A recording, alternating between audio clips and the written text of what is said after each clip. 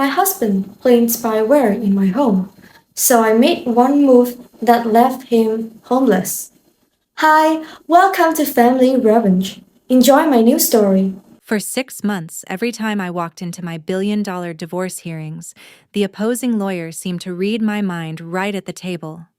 Suspecting a leak, I hired a top cybersecurity expert to check my home network.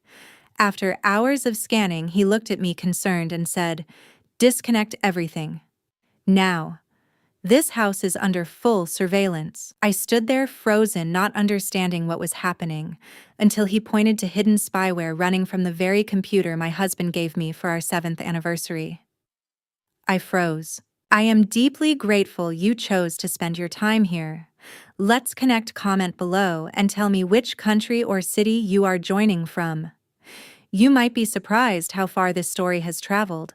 Please note this story includes fictional details woven in for narrative and educational purposes. Any similarity to existing names or locations is unintentional, but what this story has to say is something worth hearing.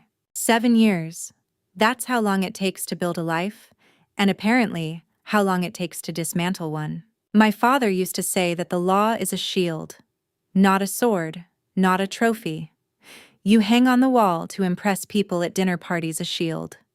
You pick it up every morning, and you carry it whether you think you need it or not, because the moment you set it down is the exact moment something comes for you. I spent the better part of 3 decades at Mercer and Associates living by that. 30 years of drafting ironclad contracts, negotiating settlements, and protecting people from the worst versions of the ones they loved. By the time I made partner, I had seen every way a person could betray another in writing and silence. In the small daily erosions that add up to something catastrophic. I thought I had seen everything. I had not, as it turns out, seen nearly enough. Mercer and Associates sits on the 4th floor of a building just off Wisconsin Avenue, close enough to the heart of Georgetown that on clear mornings you can smell the Potomac if the wind comes from the right direction. It's a small firm by Washington standards, 12 attorneys, 2 paralegals, and a receptionist named Doris, who has outlasted 3 managing partners and shows no signs of going anywhere. Estate law contract disputes, the occasional high-stakes divorce. The kind of firm where clients arrive in cashmere and leave looking like they've survived something they can't quite name. I made partner at 34. My father called me from Phoenix that evening. And for the only time in my adult life, I heard him cry. That was a long time ago. I was a different woman, then younger, sharper, in the way that youth mistakes for wisdom. By the time Fletcher entered my life, I had already spent decades learning that the law could protect almost anything except the thing you refused to see clearly. The house on Dumbarton Street was my idea. It always was. Fletcher had the vision he could stand in any empty room and immediately describe what it should become. The quality of light in the afternoon, the color the walls were meant to be the way the garden would look in May if you planted the right things in October. He was extraordinary at that, at seeing potential in spaces. What he was not extraordinary at was the work required to get there. That was always mine. I was the one who found the listing at 7 on a Tuesday morning, who called the agent before the open house was announced, who sat across from the seller's attorney and negotiated $40,000 off the asking price by citing 3 comparable sales within 6 blocks. I was the one who wired the down payment, who managed the contractors through 8 months of renovation, who turned a narrow, drafty row house into the kind of home that made strangers slow down on the sidewalk to look. We closed on it in October, 5 years into the marriage. I remember standing in the empty living room after everyone had gone, the last light going golden through the tall front windows, and thinking we built this, the 2 of us, together. I believe that completely. Fletcher Morgan was by any external measure the ideal partner for a woman at the stage of life I was in. He was 63 when we married, silver-haired and deliberate in the way some men become in their later years, the rough edges worn smooth by experience. He remembered the names of waiters and the birthdays of my colleagues. He laughed at the right moments and knew when to be quiet. At dinner parties, he had a particular gift for making every person in the room feel like the most interesting one there, which is rarer and more valuable than most people appreciate. He worked in development consulting, the loosely defined kind that sounds significant at Georgetown cocktail parties and requires a great deal of travel to places like Miami, Chicago, and once, inexplicably, Zurich. He never earned a great deal. He never seemed troubled by that either. He had what I can only describe as a genius for being comfortable in spaces that other people built and paid for. I didn't read any of that clearly then. Then I called it partnership, balance, complementary strengths. I told my closest friend over Sunday brunch that Fletcher and I worked because we were different in exactly the right ways, that after decades of doing everything myself, it was a relief to be with someone who simply let me lead without making it a point of contention. She smiled and refilled her mimosa and said, "As long as you're happy, Sloane." I have turned that sentence over in my hands more times than I can count in the 6 months since everything came apart. The truth I can say now from the other side of all of it is that I was the engine of that marriage from the very first year. The house, the savings, the retirement accounts I opened and funded and rebalanced every January with the same discipline I brought to my client files. The dinner reservations, the holiday travel, the weekend in Charlottesville for our 4th anniversary that Fletcher described to everyone afterward as something he had arranged. I never corrected him. It seemed small to correct him. It seemed like the kind of thing a generous woman simply absorbed and let go. I was for 7 years very good at letting things go. I still remember the night we met. A fundraiser in DuPont Circle, the kind of event where everyone is there to be seen being charitable, and the actual charity is almost beside the point.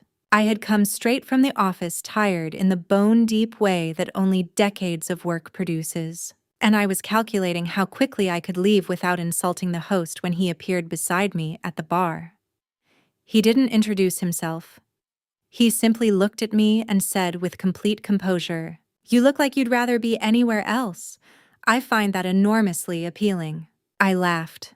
Actually laughed, not the polite laugh of a professional event, but the real kind, sudden and unguarded. We talked for 2 hours without noticing the time. He asked questions that required genuine thought to answer, the kind of questions that made me feel for the first time in longer than I could remember that I was being truly seen rather than assessed.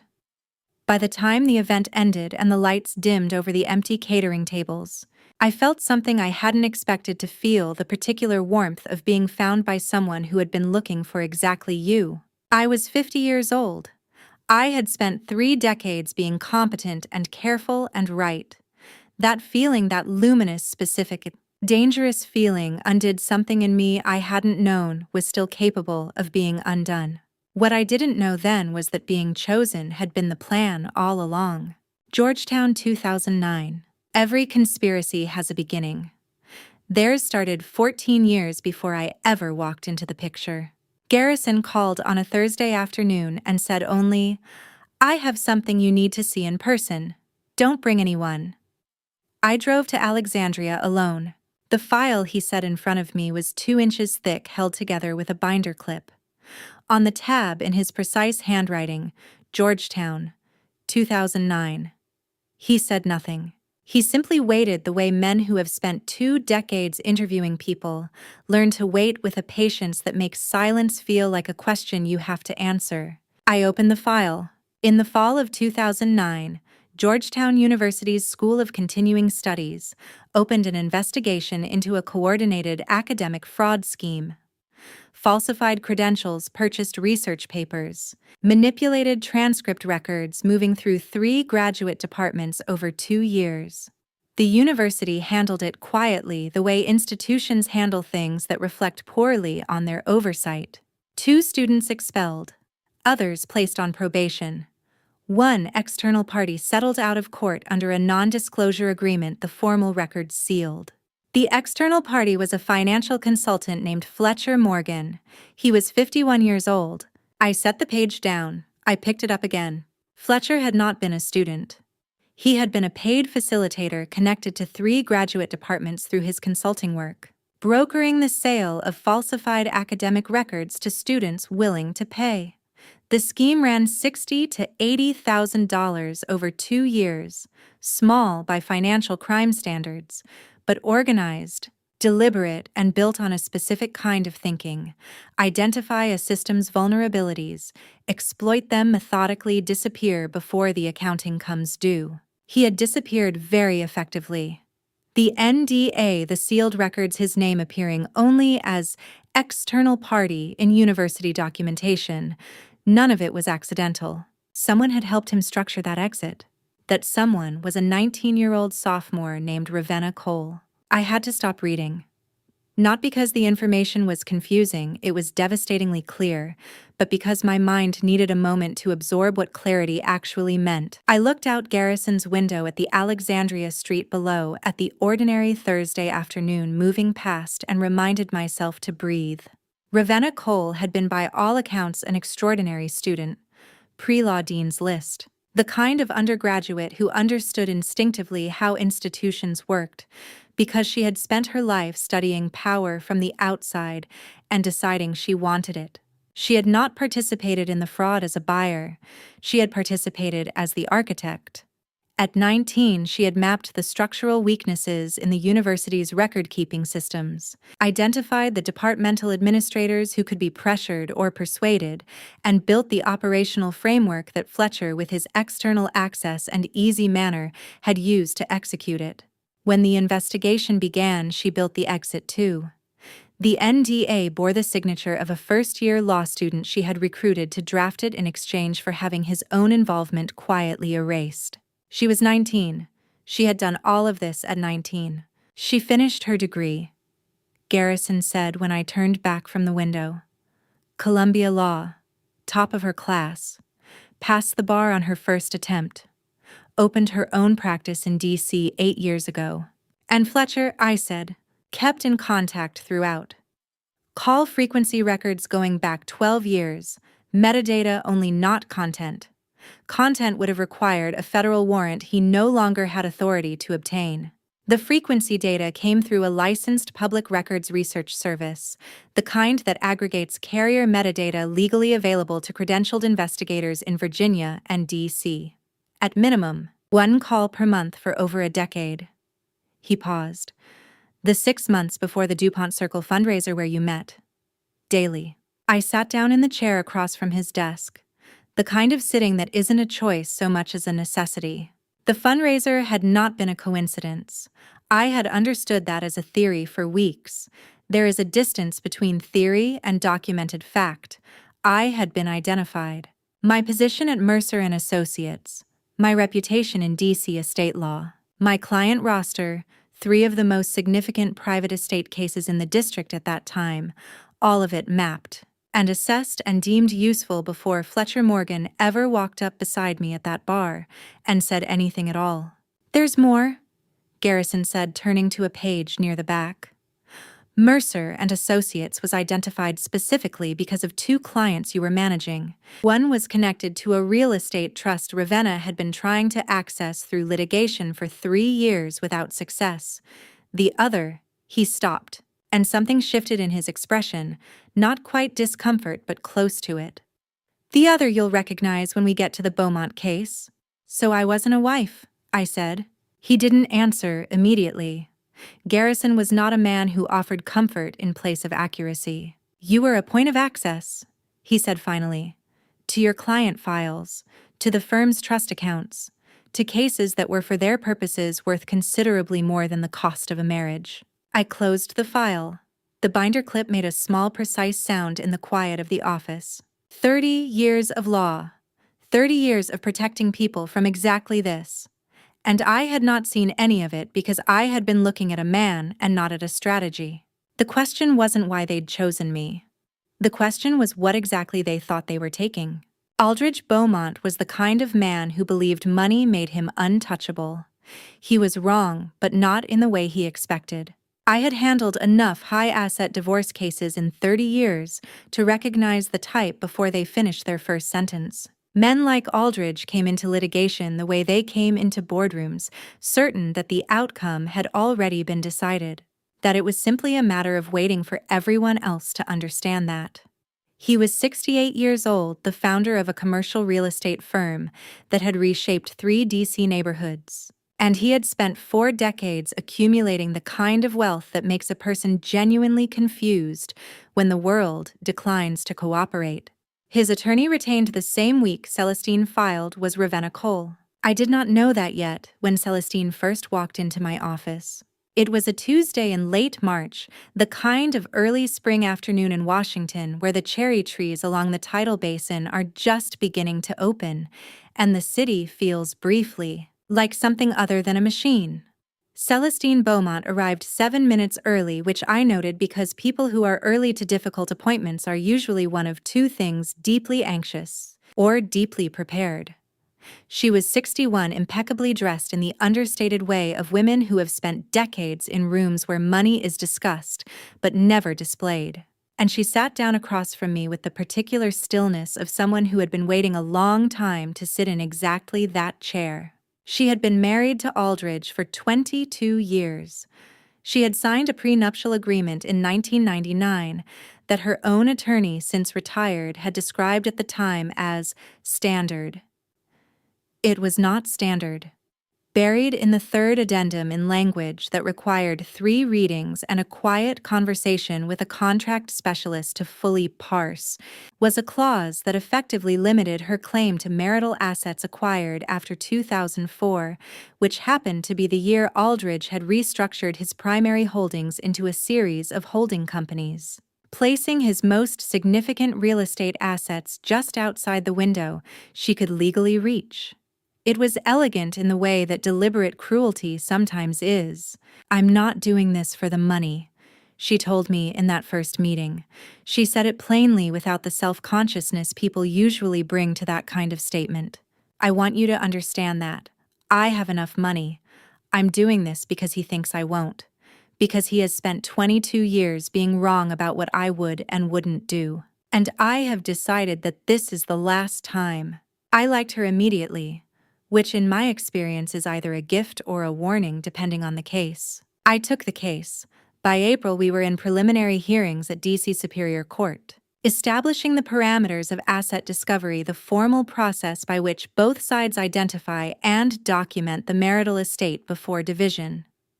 It was, in theory, a straightforward if complex proceeding. Aldridge's holdings were substantial but not unusually opaque. The prenuptial issue was a genuine legal obstacle, but one I had navigated variations of before. I had built a strategy, prepared the documentation, and felt going into the first substantive hearing the particular steadiness that comes from knowing your case well. Then Ravenna Cole walked through the courtroom door. I had seen her name on the filings, of course. I had looked her up. Columbia Law's strong reputation in high-asset litigation, a practice in D.C. that was 7 years old and growing. Nothing in her professional record had flagged anything unusual. She was opposing counsel. D.C. is not a large legal community. You appear against people you've heard of, people who've heard of you. I had prepared for a capable opponent and expected nothing more. What I had not prepared for was the moment she referenced Celestine's medical history. It happened during a sidebar discussion about the scope of financial discovery, a procedural argument about which accounts fell within the relevant period. Ravenna made a comment framed as an aside about the timing of certain withdrawals relative to what she called the period of reduced activity on Mrs. Beaumont's part. It was precise. It was also information that had no business being in any document Ravenna had legal access to. Celestine's medical situation, a period of treatment 2 years prior that had temporarily affected her. Engagement with household finances was something Celestine had shared with me in our very first meeting. In this office, under the full protection of attorney-client privilege. It had never appeared in any filing. It had never been disclosed in discovery. It was not public record of any kind. Attorney-client privilege is the bedrock of the American legal system's promise to its clients, the absolute guarantee that what you tell your lawyer stays with your lawyer. Protected from disclosure to any outside party, including opposing counsel under any circumstances short of a court order. It is not a courtesy. It is the foundation of the entire system. And the information Ravenna Cole had just referenced in a DC Superior Court sidebar did not exist anywhere outside of a conversation that had taken place in my private office. I kept my expression exactly where it was. 30 years of courtroom practice teaches you to do that, to absorb information without transmitting it, to file the thing that just happened in a separate mental drawer and close it quietly while the rest of your face continues the argument at hand. I finished the sidebar. I returned to the counsel table. I made the notes I needed to make in the margin of my legal pad in the shorthand I'd developed over decades that no one else could read. Then I looked across the courtroom at Ravenna Cole. She was reviewing a document, or appearing to. She was 34 years old, younger than the other attorneys in the room by at least a decade, and she carried herself with the composed authority of someone who had never once doubted that she belonged in the space she occupied. She did not look up. She did not need to. There was something in the set of her shoulders, in the deliberate quality of her attention, that told me she knew exactly what she had just done. Celestine beside me was watching the judge. She didn't notice the exchange. She didn't notice that the architecture of the afternoon had just shifted in a way that had nothing to do with the prenuptial agreement, or the asset discovery timeline, or anything else on the formal record. After the hearing, I walked back to the office alone, which I never do. I always take calls on the way, review notes, prepare for the next thing. That afternoon, I walked 12 blocks in the early spring air and thought about a very specific question: what had Ravenna Cole just revealed, and how had she come to know it? There were not many answers. There was in fact only one that made sense when I held it up to the light. The Beaumont case had always been more than a divorce proceeding. I could feel the shape of that now without yet being able to name it. And someone had made sure that Ravenna Cole was not walking into this courtroom blind. Back at the office, I sat at my desk for a long time without turning on my computer. She knew things she shouldn't have known, and the only person who could have told her was sleeping in my bed. Marcus Webb had worked for me for 2 years. He made excellent coffee, remembered every client's name, and had been feeding my case files to the enemy the entire time. The thing about betrayal, when it arrives in the form of someone you see every day, is that it doesn't announce itself the way you might expect. There is no single moment of revelation, no dramatic confrontation, no overheard conversation that makes everything suddenly clear. It comes instead the way water finds a crack in a foundation, quietly, incrementally, and by the time you notice the damage, it has been happening for a very long time. I had started noticing the damage in April of the previous year, 3 weeks after the Beaumont hearing, where Ravenna Cole had referenced information she had no legal right to possess. I had spent those 3 weeks doing what I do with every problem that doesn't yield immediately to analysis. I had set it aside and let it work on me in the background, the way you let a difficult clause work on you before you know how to argue against it. And what had surfaced in the quiet hours before sleep, when the mind tends toward honesty, was not Fletcher's name. It was the question of mechanism. Fletcher could have passed information to Ravenna that was possible, probable, even given what I already knew. But Fletcher did not have access to my office systems. He did not know my client file structure, my case notes, my internal strategy documents. He knew what I told him over dinner, which I had long since learned to make carefully general. Someone inside the office did. I had called Garrison the following Monday and asked him to look at everyone on my staff. Not because I suspected anyone specifically, I had told myself that then, and I had mostly believed it. But I had been a lawyer long enough to know that suspicion is most useful before it has a name. Give it a name too early and it stops looking. Garrison had taken 11 weeks. I drove to his Alexandria office on a Wednesday morning in September, parked on the street, and climbed the stairs to find him already waiting with coffee and a manila folder on the desk between us. He did not offer preamble. One of the qualities I valued most about Garrison Holt was his understanding that certain information was best delivered without cushioning. "Marcus Webb," he said. 2 years, 3 months on your staff, hired through a legitimate placement agency, credentials, verified, references checked. Nothing irregular in the hiring process. He opened the folder. Placed by the agency on the recommendation of a referring client. That client, when I ran it back, traces to a holding company registered in Bethesda. The holding company's registered agent is a law firm. One of the partners at that firm has a professional history that overlaps with Ravenna Coles at Columbia Law. I looked at the folder without touching it. How long has he been passing files? Based on the access logs I pulled with your IT authorization, since approximately his 4th month of employment. 4th month. Which meant from almost the beginning.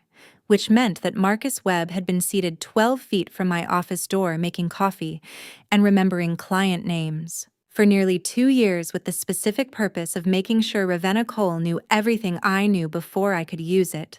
I thought about the Beaumont hearing. I thought about the sidebar and Ravenna's comment about Celestine's medical history, and the careful way she had framed it not as direct knowledge, but as inference, the way a skilled attorney uses information without revealing its source. She had been doing that for months. Every motion I filed that met an unusually prepared response. Every strategic decision that somehow lost its element of surprise. Every time I had attributed it to Ravenna's competence and moved on. It had not been competence. It had been Marcus Webb's access to my server at 10:30 on a Tuesday evening, documented in Garrison's report across 6 single-spaced pages. I should explain what that access represents in practical terms because the law is very clear about it. When a client shares information with their attorney, that information is protected by attorney-client privilege, an absolute legal shield that prohibits disclosure to any outside party without the client's consent. Marcus Webb was not simply a disloyal employee. Every file he had transmitted constituted an unauthorized disclosure of privileged information, a potential violation of the Computer Fraud and Abuse Act, which is a federal statute, as well as multiple DC Bar ethical rules that carry their own consequences. What he had done was not a workplace infraction. It was a series of federal offenses, each one documentable, each one carrying its own weight in a criminal proceeding. I knew all of that sitting in Garrison's office that Wednesday morning. I filed it in the same careful drawer where I keep the things I know, but am not yet ready to use. "I'm not going to terminate him," I said. Garrison looked at me for a moment. He had in my experience a remarkable ability to communicate a great deal through very little expression. What his face communicated then was something in the neighborhood of unsurprised respect. "What are you going to do?" "I'm going to give him something to find." I had been building the idea since the Beaumont hearing, not consciously, not with any specific plan, but in the way that strategic thinking sometimes precedes strategy, laying down materials before the design is ready. Marcus Webb was a conduit. A conduit properly managed does not need to be severed. It needs to be redirected. If Ravenna Cole had been reading my case files for nearly 2 years, she had built her entire approach to the Beaumont case on the assumption that she knew what I knew. That assumption was about to become a liability. I spent the following 2 weeks preparing a set of documents that looked to any reasonable professional eye exactly like genuine internal strategy files for the Beaumont case. The financial projections were plausible. The legal arguments were coherent. The proposed settlement framework was the kind of thing a reasonable attorney might actually pursue. None of it bore any relationship to what I actually intended to do. It was from first page to last. A very carefully constructed work of legal fiction, and I placed it in a folder on the shared server where Marcus Webb's access logs told me he went most reliably. Then I went back to work. The morning after I placed the file, I arrived at the office at 8:15 to find Marcus at the reception desk, reviewing the day's calendar with the focused pleasantness that had always been one of his most effective qualities. He handed me my coffee without being asked. He had learned my preference in the first week and mentioned that the 9 o'clock had called to confirm. He smiled the way he always smiled. Easy and uncomplicated, the smile of a man who believed he was invisible. I thanked him. I walked into my office. I sat down at my desk and opened my calendar and began my day, knowing exactly who he was, knowing exactly what he was doing, and choosing with complete deliberateness to do absolutely nothing about it. The most powerful thing you can do with a spy is let them keep spying. Just make sure they're only seeing what you want them to see. I hired Garrison Holt because he was the best. What I didn't know yet was that he already knew my name long before I ever called him. The referral came from a colleague, a family law attorney named Patricia, who had worked opposite me on 2 estate cases and once described her professional philosophy as trust slowly, verify always. She gave me Garrison's name over the phone on a Friday afternoon in late April, 2 weeks after the Beaumont hearing, with the kind of unadorned brevity that signals genuine confidence rather than casual recommendation. "He's not cheap," she said. "He's not easy. And he is the only person I would call if I needed to know something that someone didn't want me to know. Don't tell him I sent you. Tell him you found him through the Virginia Bar Referral Network. He hates owing people favors." She paused. "He'll know I sent you anyway." I called him the following Monday. His office in Alexandria was as I would come to understand. A deliberate understatement, the physical equivalent of a man who had spent 2 decades in federal investigation learning that visibility is a liability. Second floor, unremarkable building. No signage beyond a small placard beside the door that read, G. Holt Investigations, in the same font you might use for a dental practice. I arrived at 10 in the morning on a Tuesday in early May, which was, though I didn't know it then, approximately the same week Garrison had already begun making certain quiet inquiries on his own behalf. He was 63 years old, I would learn that later, with the particular quality of stillness that belongs to people who have spent long careers in rooms where saying the wrong thing had consequences. Not a large man, not physically imposing in any way that would register in a crowd, but with a quality of attention that you felt before you fully understood it. The way you feel a change in barometric pressure before you see the clouds.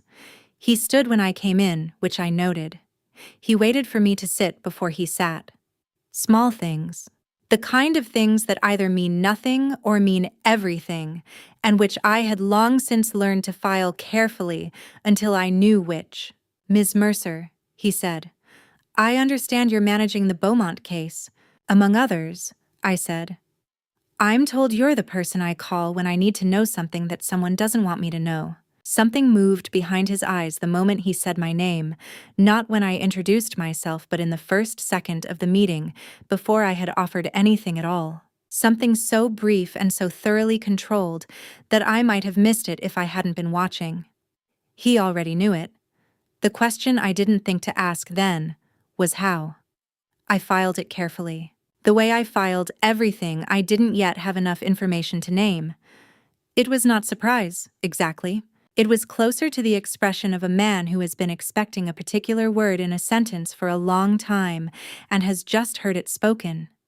He gave nothing else away. He picked up his pen and opened his notepad, and we proceeded with the professional conversation we were both there to have. And I noted the moment and set it aside in the manner I had developed for things I didn't yet have enough information to interpret. I told him what I needed. Not everything. I never tell anyone everything in a first meeting. Not because I am withholding, but because the shape of what you share in an initial conversation is itself a form of information. And I wanted to understand how he processed partial pictures before I handed him a complete one. I told him about the Beaumont case, about Ravenna Cole, about the sidebar comment that had no legitimate source. I told him I believed there was a conduit inside my firm, I did not yet have enough to name it, Marcus Webb, and that I needed to understand the full scope of Ravenna Cole's operation before I could determine how to respond to it. Garrison listened without interrupting. He asked 3 questions when I finished, each one precise and arriving in the exact order a person would ask them if they already understood the architecture of the problem and were simply confirming the dimensions. When I answered the third, he nodded once and wrote something on his notepad that I couldn't see from where I sat. "I'll need 2 weeks for the initial assessment," he said. "After that, we'll know whether this is a contained situation or something that requires a longer approach. And if it's the longer approach, Then we build accordingly, he said. One layer at a time. He charged a retainer that was, as Patricia had indicated, not inexpensive. I wrote the check without hesitation. In 30 years of law, I had learned to recognize the difference between cost and value, and Garrison Holt had the specific quality of a person whose value was not yet fully visible, but whose depth was already apparent. My father had talked about people like that, men and women who carried more than they showed, who operated from a set of commitments that preceded the immediate transaction. He had admired that quality more than almost any other. He had called it integrity with infrastructure. I thought about my father on the drive back to Georgetown. He had been gone for 6 years by then. And there are particular moments when grief is less a feeling than a spatial awareness. The understanding that someone who used to occupy a specific portion of the world no longer does, and that the space they left is not empty, but differently filled. He had been a careful man, my father. Careful and exact, and quietly devoted to the people he chose to be devoted to, in the way of certain men who express love primarily through attention and consistency, and showing up without being asked. He had said once near the end that the most important thing a person could do was make sure the people they cared about would be looked after.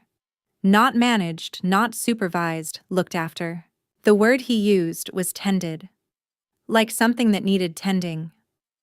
I had found the phrasing unusual at the time and had not thought about it again until much later, when certain other things had been explained to me and the word suddenly acquired a new and specific weight. Garrison called 3 weeks after our first meeting. I have preliminary findings, he said. I'd like you to come in. I went back to the Alexandria office on a Thursday afternoon. He was already seated when I arrived, which was the first time that had happened. And there was a file on the desk in front of him. Not the neat manila folders of our first meeting, but something thicker accumulated the physical evidence of 3 weeks of sustained attention. He waited until I had taken off my coat and sat down before he spoke. He placed the file on the table and said, "Ms. Mercer, this goes deeper than you think." I looked at the file. Then I looked at him. And I recognized in the quality of his expression not grave exactly, but carrying a weight that was both professional and something else, something older, that whatever was in that folder was not going to resolve the situation. It was going to open it. He was right. It went all the way back to a man I'd never met, and a promise made at a graveside I never knew existed. In Delaware, you can register a company in 48 hours with almost no public record. Fletcher knew this. Ravenna had taught him. The question of Fletcher's money had been bothering me for longer than I had allowed myself to admit. Not because he had none, he had always had enough in the vague, unaccountable way of men, whose income exists primarily in the form of other people's assumptions, but because I could never quite locate its source. Development consulting was the answer he gave at parties, and it was an answer that functioned precisely because it was too general to disprove. Consulting covers a great deal of ground. I had built enough consulting clients over the years to know that the word deployed correctly can mean almost anything, and therefore reveals almost nothing. After the Beaumont hearing, after Garrison, after the file on Marcus Webb, I had started pulling on that particular thread. Not aggressively, not yet, but with the steady, patient attention of someone who has learned that financial trails do not disappear. They compress. They reroute. But they do not disappear because money, unlike intention, always has to be somewhere. Garrison found it in October. He called on a Wednesday evening and said only that he had something I needed to review with a specialist, and that the specialist should be someone with federal criminal experience. The qualifier told me everything I needed to know about the register of what he'd found. I spent the following morning going through my professional network with the specific filter of federal criminal law, not white-collar defense, not regulatory compliance, but someone who understood the architecture of financial crime from the inside. The name that came back from 2 separate sources within 48 hours was Hartwell Price. Hartwell maintained his practice out of a converted townhouse in Bethesda, the kind of office that announces its seriousness through restraint bookshelves floor to ceiling, a desk that had clearly survived several decades of difficult conversations. He was 58, deliberate in his speech, in the way of someone who had spent a career choosing words in rooms where imprecision had consequences. And he had spent the first 17 years of his professional life as a federal prosecutor in the district before going into private practice. He now represented clients on the other side of the cases he used to build. He understood both architectures with equal fluency, which was precisely why I needed him. He read Garrison's report in its entirety before he said anything. 12 pages single-spaced. He read with the focused stillness of a man who processes information by going completely quiet. And I sat across from him and let him finish without interrupting, which required more patience than I generally have. When he set the report down, he said, "Walk me through what you know about the Delaware registration." I laid it out. Garrison had traced a series of financial transfers from an account registered to Fletcher Morgan's consulting practice transfers that individually were small enough to avoid mandatory federal reporting thresholds. This structuring of transactions to stay below reporting limits is itself a federal offense known as smurfing, a form of money laundering. The transfers moved into an account held by a limited liability company registered in Delaware under a name that bore no relationship to Fletcher or Ravenna individually. A company called Meridian Corridor LLC registered in 2017, 2 years before the Beaumont case had any public existence, and 1 year after Fletcher and I had married. Delaware is the jurisdiction of choice for shell companies in the United States. For a specific reason, the state requires almost no public disclosure of ownership. You can register a company in Delaware in 48 hours, name a registered agent who appears on all public filings in your place, and remain entirely invisible as the actual owner. The practice is legal. It is also the mechanism of choice for anyone who needs a legal entity that holds assets or moves money without attaching a name to either. Meridian Corridor LLC had, according to Garrison's reconstruction of available records, received and disbursed approximately $340,000 over a 4-year period. Where it had been disbursed to was not yet fully traceable. Where it had come from in significant part was the question that made Hartwell set down his pen and look at me with an expression I hadn't seen on him before. 2 of the largest incoming transfers, he said, originated from accounts connected to Beaumont commercial properties. I held that sentence still for a moment. Aldridge Beaumont's commercial real estate holdings, the same holdings that were the subject of the asset discovery process in the divorce proceedings Celestine had brought. The same holdings that Ravenna Cole was working to shield from full disclosure on Aldridge's behalf. The same case in which Ravenna had demonstrated in a sidebar in D.C. Superior Court that she possessed information she had no legitimate right to possess. So Ravenna isn't representing Aldridge because he hired her, I said. She may have been retained in the conventional sense, Hartwell said carefully. But the relationship between her and those assets almost certainly predates the Beaumont divorce filing, and if the money flowing through Meridian Corridor originated in part from Beaumont properties, then the full disclosure of Aldridge's asset structure, which a successful outcome for your client Celestine would require, would expose those transfers to federal scrutiny. He paused. Ravenna Cole doesn't need to win this case for Aldridge Beaumont. She needs to win it for herself. The structure of it settled into place the way complex things do when the missing piece finally arrives, not as a revelation exactly, but as an arrangement becoming visible. Ravenna had taken the Beaumont case not as legal counsel, but as infrastructure protection. If Celestine won, if the court ordered full disclosure of Aldridge's asset portfolio, the financial forensics that would follow would surface Meridian Corridor. And Meridian Corridor would surface everything connected to it. The shell company was not a peripheral detail. It was the load-bearing wall of the entire operation. And Sloan Mercer, by representing Celestine Beaumont, had walked directly into the middle of it. The applicable federal statutes were not ambiguous as Hartwell laid them out with the precision of a man who had written indictments under each of them: wire fraud, money laundering, conspiracy to defraud, each one carrying its own weight, each one compounding the exposure of anyone whose name appeared in the transaction records. Garrison's report had documented enough to open a federal investigation. Whether it would, and when, and how, was a different and more complex question. But the category of what we were dealing with had changed irrevocably in the time it had taken Hartwell to read 12 pages. He looked at me across his desk with the measured gravity of someone delivering a diagnosis they have delivered before and have not grown comfortable with. This isn't just a divorce case anymore, Sloan. This is federal. The word landed in the space between us and stayed there the way certain words do, not reverberating but settling, with the specific weight of something that cannot be unsaid and will not be forgotten. Federal.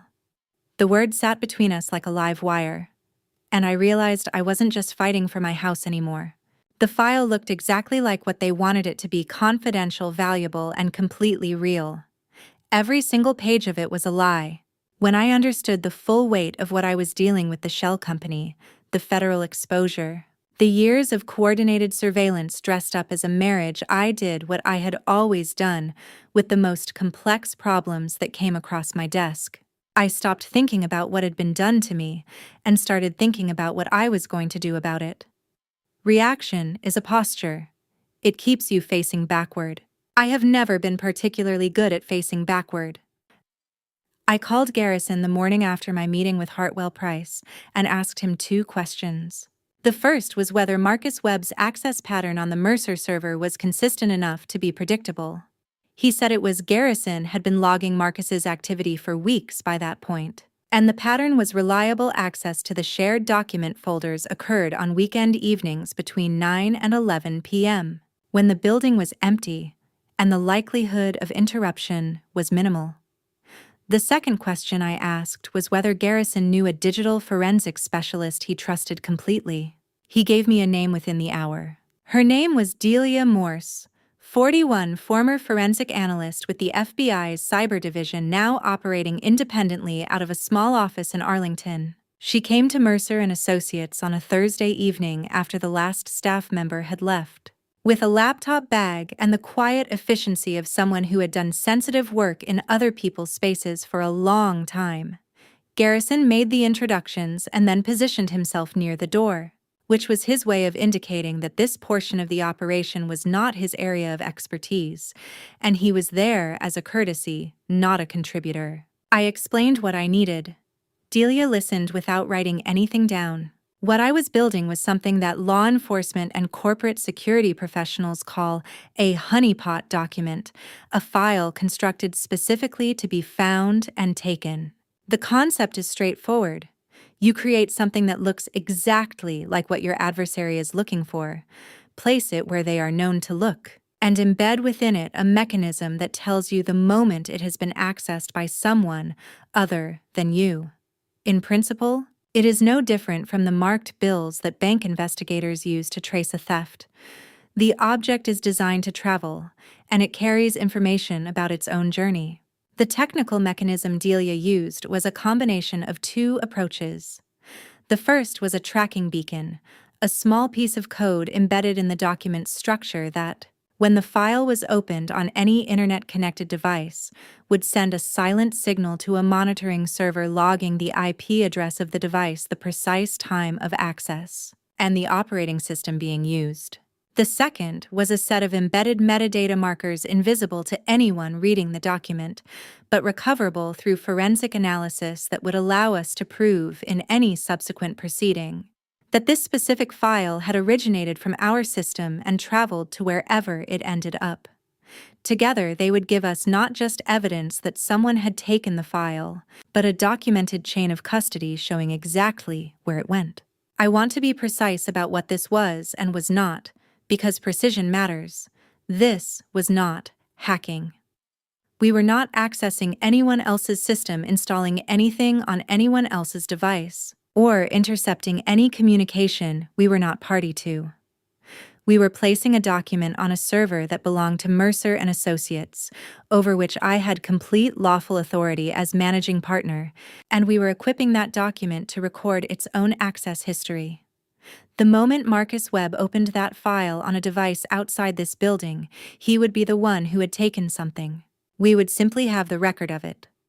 The distinction is the difference between a trap and a crime. And it is a distinction that matters considerably when you are building a case that needs to survive federal scrutiny. The content of the file itself was my version of architecture, careful, internally consistent, and entirely fictitious.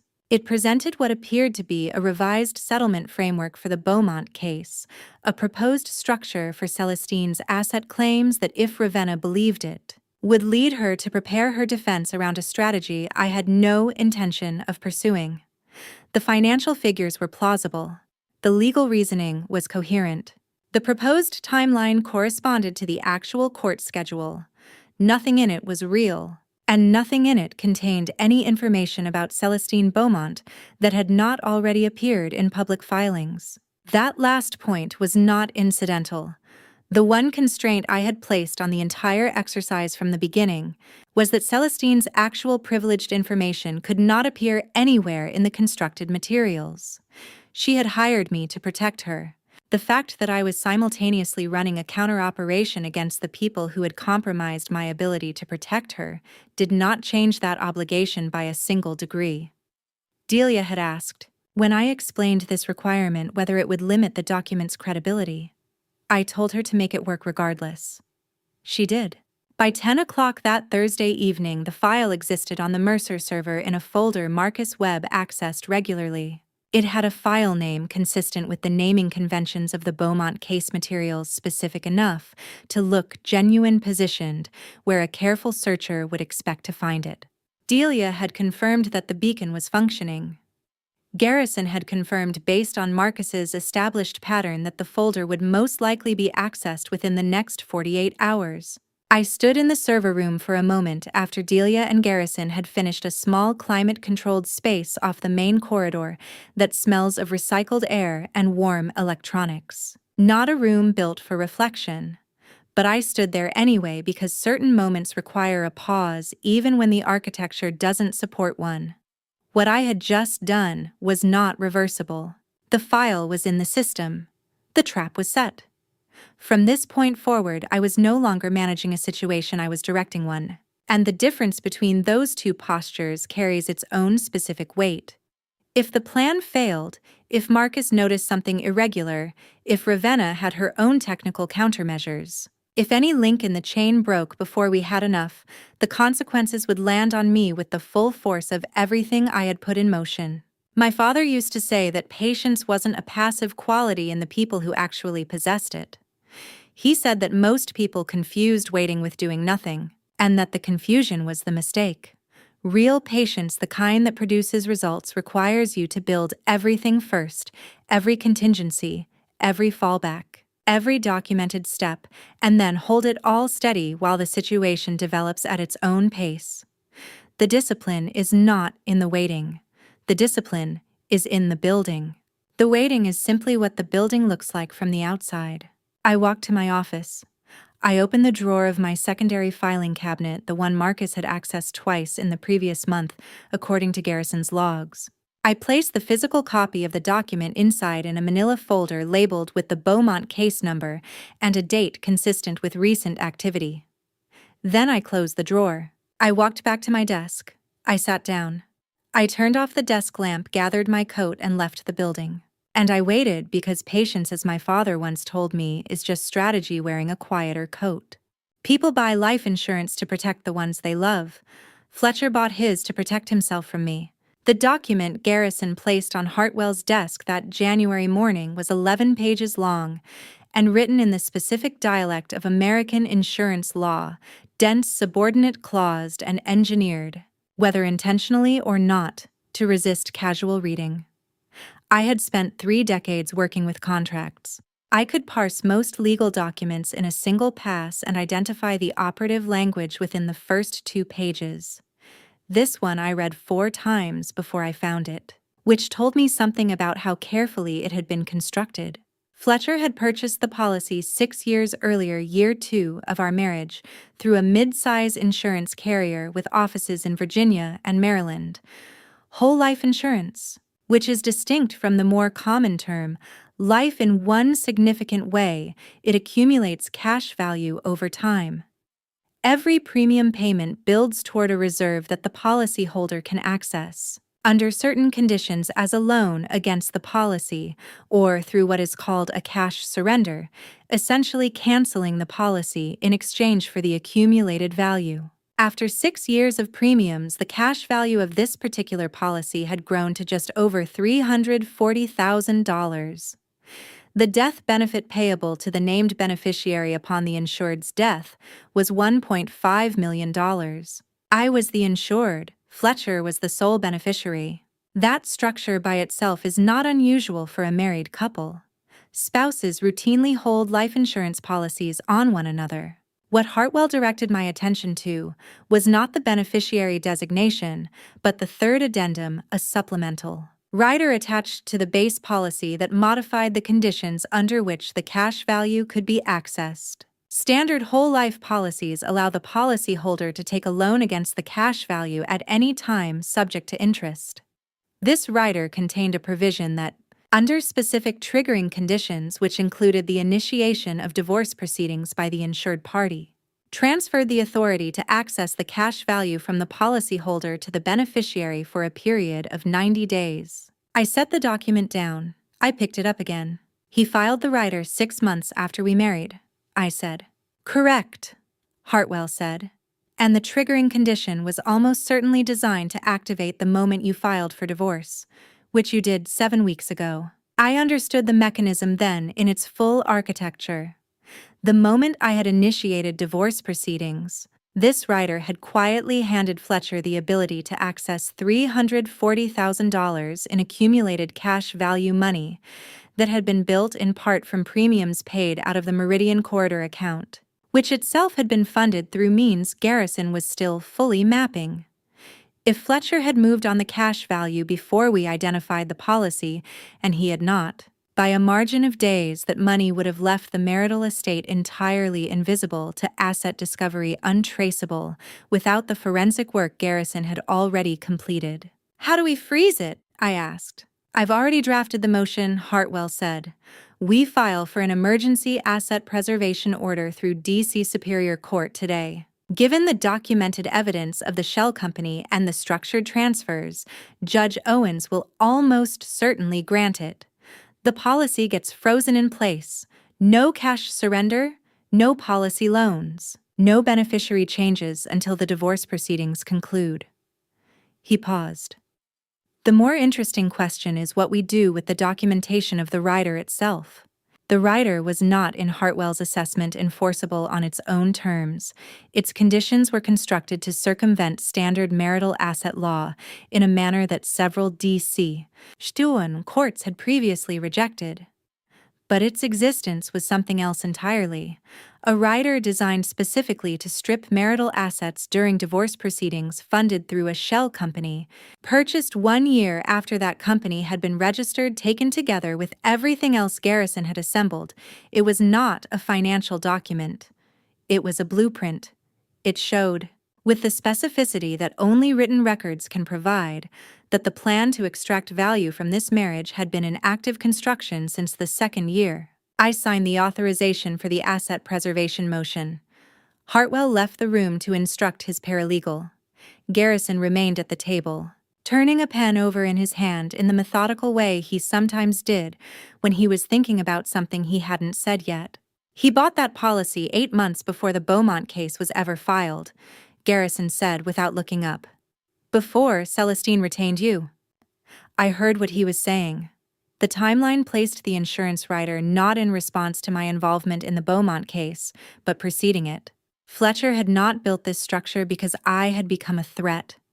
He had built it because it had always been the plan. The exit had been constructed before I had any idea there was something to exit from. I drove home from Bethesda alone. The house on Dumbarton Street was quiet in the way old row houses are quiet in January, the radiators clicking, the wind pressing against the tall front windows. The specific quality of winter silence that makes interior spaces feel both sheltered and exposed. I had lived in this house for 3 years. I had chosen every detail of it. I walked through the front door and turned on the lamp in the hallway, and stood in the light for a long moment before I took off my coat. On the bookshelf in the living room, between a volume of Virginia Woolf and the collected opinions of Justice Ruth Bader Ginsburg, there was a photograph. It had been there since the first month we moved in a framed print from our wedding 7 years ago. The two of us standing in the courtyard of the Georgetown venue I had found and booked and arranged entirely by myself. In the photograph, Fletcher was looking at me. I had always liked that about it. That in the moment the shutter had opened, he had been looking at me rather than at the camera which I had taken all these years as evidence of something genuine. I took the photograph off the shelf.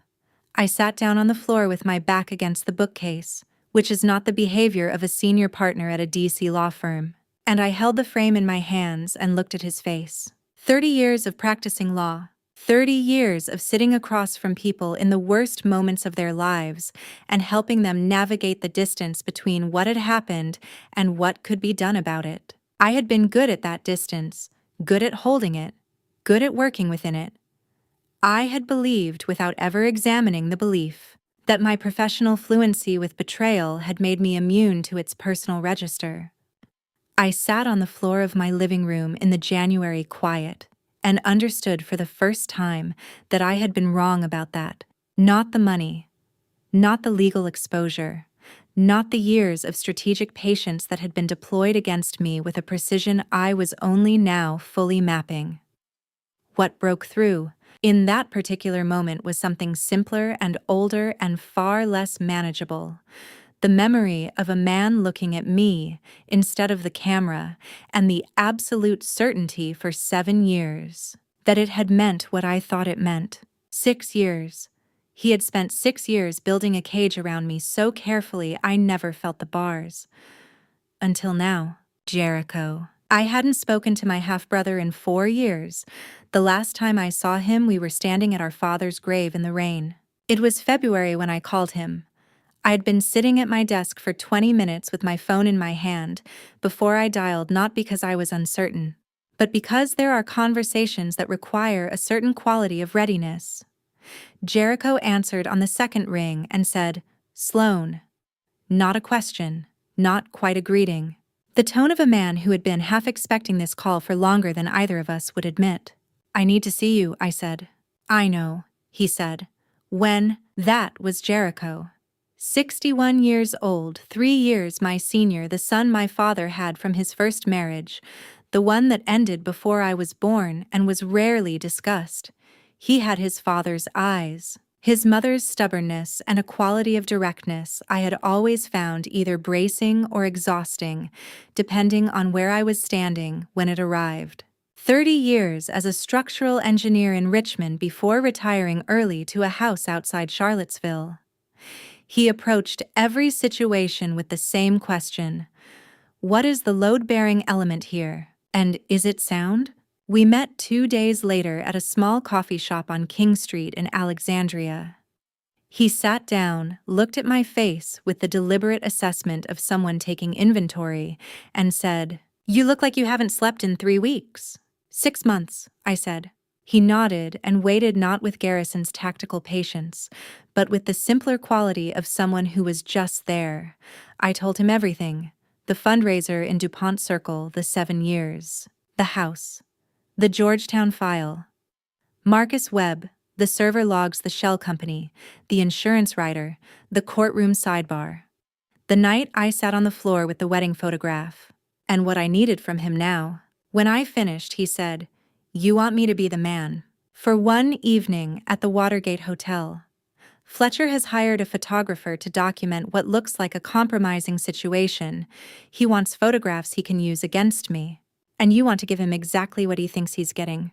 I should explain why photographs matter in a city with no-fault divorce laws. Washington, D.C. does not allow adultery to determine how marital assets are divided. Fletcher knew this. But documented evidence of a wife's infidelity circulated in the right professional circles creates a different kind of damage.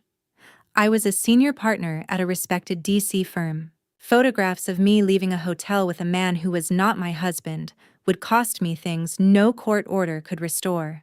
That was Fletcher's instrument. Not a legal argument. A threat. He doesn't know about me, Jericho said. Different last names. You weren't at the wedding. You've never appeared in any context he'd have access to, because you kept your life in sections, he said without judgment. He had always understood this had sometimes been on the other side of it. He turned his coffee cup in his hands, and something moved across his face. Not grief exactly, but the adult version. The kind that has settled into something quieter than the sharp thing it used to be. He would have hated Fletcher, Jericho said. Yes, he would have seen it immediately. He saw most things immediately. A pause. What do you need from me specifically? I told him. The date, the hotel, the timing, the positioning. The level of familiarity required to make the scene convincing from a distance. 40 minutes Garrison present throughout. The real purpose having nothing to do with Fletcher's photographs and everything to do with the cameras he didn't know about. Jericho listened. When I finished, he looked at the chalkboard menu on the wall for a moment as if consulting it. Then he looked back at me and said, Dad would have loved this plan. The specific combination of things, his voice, the understatement, the absolute accuracy of it did something I hadn't expected. I laughed.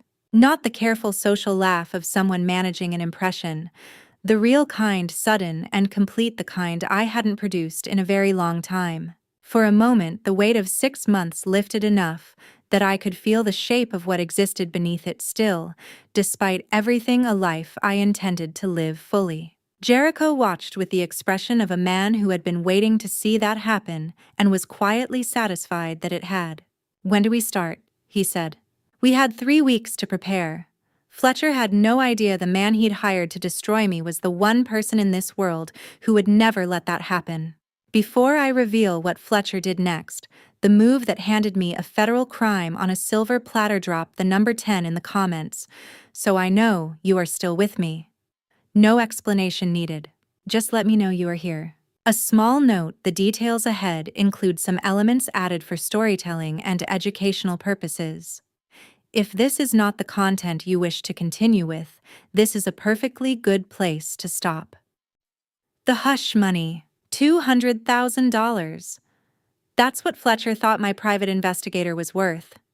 He was wrong about the price, and wrong about the man. Fletcher Morgan had spent the better part of his adult life studying how to read people, how to identify what they wanted, what they feared, and what they would accept in lieu of either. It was, by any measure, his most genuine talent. In 30 years of development consulting that produced no development anyone could specifically identify, it was the skill that had kept him credible, kept him in rooms he hadn't built, kept him comfortable in spaces that belonged to other people. He was, as I have said before, extraordinarily good at it. He had misread Garrison Holt completely. The approach happened on a Wednesday evening in the 3rd week of February, 11 days before the date Garrison and I had set for the Watergate operation. The location Fletcher chose was a restaurant in Georgetown, the kind of place that projects discretion through its wine list and its lighting, and the specific distance its staff maintains from tables where serious conversations are being conducted. A place where a man could sit across from another man and say something that could not be said in an office, and where the ambient noise provided enough cover that no one at the neighboring table would hear the number. How Fletcher had identified Garrison as my investigator was not, by the time Garrison told me about it, a mystery I needed to solve from scratch. Marcus Webb had been present in the Mercer and Associates office for 2 years and 3 months. He had seen Garrison's name on documents. He had likely seen Garrison himself on at least 2 occasions when Garrison had come to the office in the early months of our work together, before I had begun keeping those meetings off-site. The information had flowed the same direction all Marcus's information flowed outward, and, quickly. Garrison had received the call 3 days before the dinner, a number he didn't recognize, a voice he hadn't heard before. A meeting request framed as an opportunity to discuss a matter of mutual financial interest. He recognized the category immediately. In 19 years of federal investigation and 7 years of private practice, certain calls announce themselves before the caller finishes the sentence. He had agreed to the meeting without hesitation, and he had called me from a payphone afterward to tell me what was coming. I told him to go. I told him to listen. And I told him to remember that Maryland and D.C. are both one-party consent jurisdictions, meaning that under the law of both states, any participant in a conversation may legally record it without informing the other party. Garrison, as one party to the conversation Fletcher was proposing, could record every word of it, and that recording would be fully admissible in any subsequent federal proceeding. He had nodded once and said he was aware of that, in the tone of a man for whom this information was not new. The dinner lasted 40 minutes. Garrison arrived, first ordered water, and waited. Fletcher came in at 7 on the dot punctual, which Garrison noted, because people who are punctual to meetings like this are either confident or desperate, and the distinction matters. Fletcher was dressed well. He ordered wine. He spent the first 10 minutes on pleasantries that Garrison received, with the specific quality of patience that is indistinguishable from warmth if you are not paying close attention, and which is actually something else entirely if you are. Then Fletcher said the number, $200,000, paid in 3 installments, through a mechanism Fletcher described with enough technical specificity to demonstrate he had thought about it carefully, a consulting agreement nominally, for services rendered to a Delaware-registered LLC. The structure was designed to make the payment look like a legitimate business transaction on paper. The purpose, which Fletcher stated with the directness of a man who believed the other person in the conversation had already decided to say yes, was straightforward.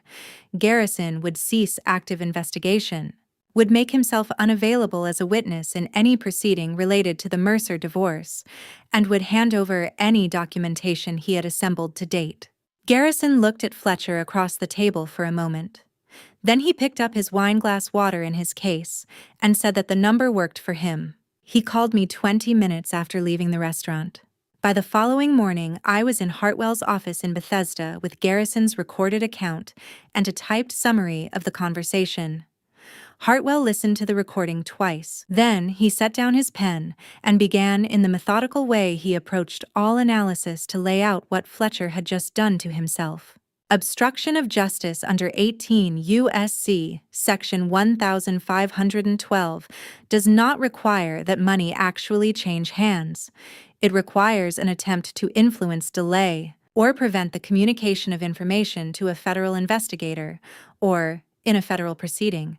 And given that Garrison's work had direct bearing on matters now under federal scrutiny through the shell company and the structured transfers, the offer Fletcher had made at that Georgetown table qualified. Wire fraud entered the picture the moment Fletcher had used his phone to arrange the meeting and would enter it again. When the consulting agreement paperwork which Fletcher had indicated would follow arrived by any electronic means, and the use of a Delaware LLC as the payment vehicle connected the obstruction attempt directly to the existing Meridian corridor structure, which Hartwell described, with the quiet satisfaction of a former prosecutor recognizing a compounding pattern as an almost generous level of documented connectivity.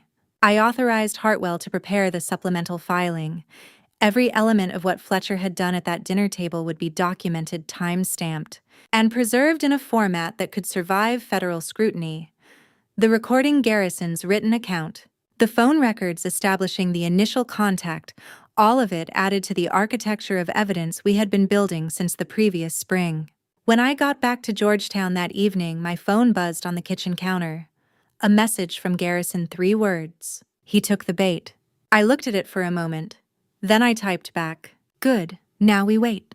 I set the phone down and stood at the kitchen window looking out at the narrow street below the brick facades, the February dark coming down over the trees. The ordinary evening moving through an ordinary neighborhood that had no awareness of anything accumulating inside the house at its center. Fletcher had just handed me a federal crime on a silver platter, and he'd done it with a smile.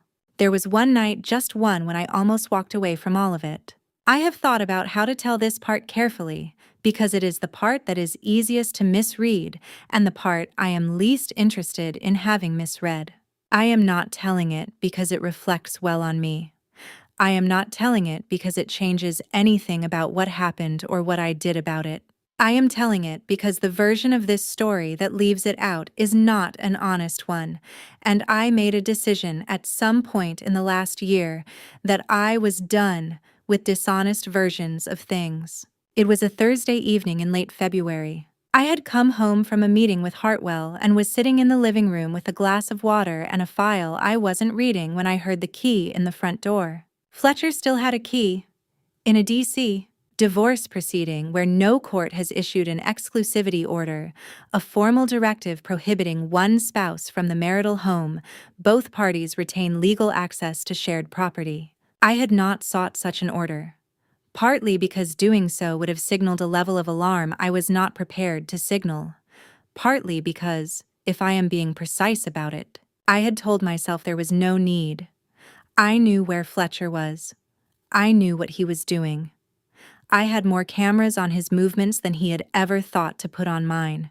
What I had not prepared for was him simply walking through the door without announcement and standing in the hallway with his coat still on, looking at me the way he had once looked at me across a fundraiser room in DuPont Circle, not with strategy or so it seemed, but with something older and less managed than strategy. Something that looked in the low light of the hallway like a man who had run out of performance and was standing in what remained.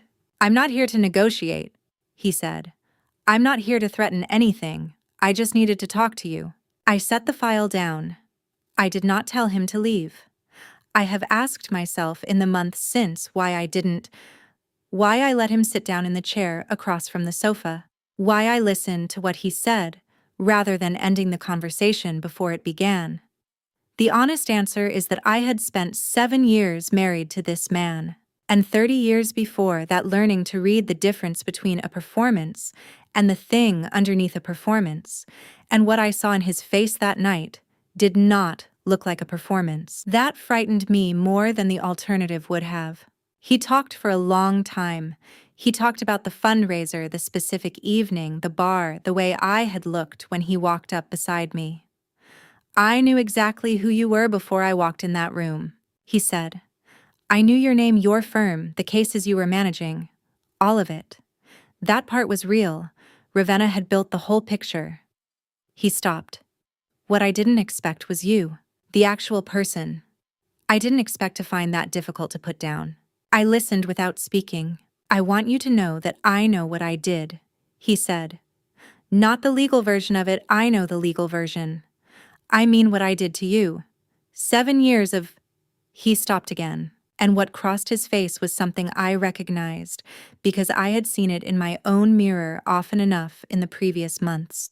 The expression of a person confronting the full size of something they had managed until this moment to keep at a certain distance. "I built things with you. Real things. The house. The dinners. The way we talked about—" He looked at his hands. I kept telling myself there was a version where both things were true at once. The plan and the reality. I think I believed that for a long time. The fire in the living room grate had burned down to embers. The street outside was quiet. I was aware, sitting in that room, of the specific quality of February nights in Georgetown, the cold pressing against the old windows. The particular silence of a city that is always working but goes still in the small hours in a way that makes everything feel more consequential than it may actually be. I thought about the wedding photograph I had taken off the shelf 3 weeks earlier and put in a drawer because I couldn't decide whether to keep looking at it. I thought about the moment the shutter had opened and he had been looking at me instead of the camera, and I thought about what he was telling me now, which was that both things had existed simultaneously, the man in the photograph and the man who had spent 6 years building an exit from the marriage while I paid the mortgage and managed the contractors and thought I was building a life. And then I thought about the child. Garrison had found references to a child in documents connected to Ravenna Cole, A child whose existence intersected with the Beaumont case in ways that Garrison was still fully mapping, but whose presence in the documentation suggested something that made the rest of the conspiracy feel less like ambition and more like cruelty. A child who had not chosen any of this. A child who had been written into the architecture of what Fletcher and Ravenna had built, as though a person could be a line item. I did not yet know everything. The full truth of it would come later in a hotel corridor and a DNA envelope, and it would be worse than what I was imagining now. But I knew enough. I knew enough to stand up. I stood up from the sofa and I looked at Fletcher Morgan, 65 years old, silver-haired, sitting in a chair in a house I had chosen and renovated and paid for, telling me, with what appeared to be genuine feeling, that he had loved me while he was dismantling my life from the inside, and I felt all at once the full weight of both things, the grief of it, and the clarity. "I believe you, Fletcher," I said. "I just don't think it matters anymore." He looked at me for a long moment. He opened his mouth and then closed it again, which was the first time in 7 years I had seen him not know what to say. Then he stood put on his coat and walked to the door. He paused with his hand on the frame, not turning back. Just pausing, and then he went out into the February night and I heard the latch catch behind him. I sat in the dark for a long time. I sat with the grief of it and the clarity of it and the understanding that those two things were not opposites that you could carry both simultaneously. That believing someone and being done with them were not contradictory positions, but simply the honest coordinates of where I actually stood. My father had told me once that the hardest decisions are not the ones between right and wrong. They are the ones between two real things, both of which cost something. This had cost something. I sat with that. Then I picked up my phone and called Garrison. We had a hotel to prepare for. Of all the places Fletcher could have chosen to stage his little performance, he chose the Watergate Hotel. I almost felt sorry for him, almost. The Watergate sits on Virginia Avenue at the edge of the Potomac. Its curved white facade rising above the foggy bottom neighborhood, with the particular self-possession of a building that knows its own history. Most buildings in Washington are aware of themselves. It is a city that tends to produce that quality in its architecture, but the Watergate carries something specific. In 1972, a team of men hired by people who believed they were untouchable broke into the offices of the Democratic National Committee on the 6th floor of this building and set in motion a chain of events that ended a presidency, rewrote the country's understanding of institutional power, and gave the English language a suffix that has been attached to every significant political scandal in the 5 decades since. The lesson of Watergate in the version that history tends to deliver is this: the cover-up is always worse than the crime, and the recordings always surface. Fletcher knew the history as well as anyone. He simply didn't think it applied to him. Garrison had tracked the photographer 11 days before the operation, a man named Doyle, mid-40s freelance, with a professional history that included a number of assignments that existed in the overlap between documentation and surveillance. Fletcher had contacted him through an intermediary, paid the initial retainer in cash, and arranged the location through a series of communications that Garrison, working with what Marcus Webb's honeypot access had inadvertently confirmed about the timeline, had been able to reconstruct with enough precision to give us a 40-minute window. The honeypot document I had placed on the Mercer server in November had done its work. The file had contained embedded in a section describing a fictional settlement meeting schedule, a reference to a Georgetown hotel meeting between Sloan and an unnamed consultant. Marcus had taken the file within 36 hours. Ravenna had apparently used that reference as a template, a confirmation that I had a contact I was meeting privately, which was all the framework Fletcher needed to build his scenario around. He had chosen the Watergate because it was the kind of location that gave a story weight. A downtown hotel, distinguished address, the visual shorthand of a place where people conduct things they are not conducting at home. What he had not considered, because he had not been thinking about the building's relationship to surveillance, was the camera infrastructure. The Watergate Hotel maintains security coverage across all public areas, lobby corridors, elevator banks, the bar, the restaurant, the exterior entrance on Virginia Avenue. Standard for a property of that class and history. The footage is retained for a minimum of 30 days and is subject to legal subpoena in any civil or criminal proceeding. Garrison had confirmed this with a single call to a contact at D.C. Metropolitan Police and had noted the camera positions with the methodical care he brought to all logistical preparation. We arrived separately. Jericho came first, entering through the Virginia Avenue entrance at 7:42 in the evening. In a dark coat, and the unhurried manner of a man who belongs wherever he is standing, he went to the bar and ordered something he did not intend to finish, and positioned himself where Garrison had indicated a section of the bar visible from the lobby corridor, lit in the way that read clearly from a distance without being the center of attention. I came in through the same entrance 11 minutes later. Garrison was already in place. He had a table in the restaurant adjacent to the lobby with a sightline to the corridor and the bar entrance, and a device on the table in front of him that looked, to any reasonable observer, like a phone he was reading. He was not reading it. He was recording. I sat down next to Jericho at the bar. We talked the way two people talk who are comfortable with each other, not performing comfort, simply having it. That was the thing about Jericho. He had always been easy to be with in the specific way of people who don't need the atmosphere to be anything other than what it is. We talked about a section of the old Georgetown row house that had needed structural reinforcement during the renovation, a beam issue that I had managed with contractors, and that Jericho, when I described it over the phone once, had provided the correct solution for, before I'd finished the sentence. We talked about small things in the way siblings do. And from across a hotel lobby, it looked like whatever it was supposed to look like. Fletcher arrived at 8:17. He came in through the entrance on Virginia Avenue with the measured pace of a man who has rehearsed his own arrival, which was characteristic. He was wearing his good overcoat.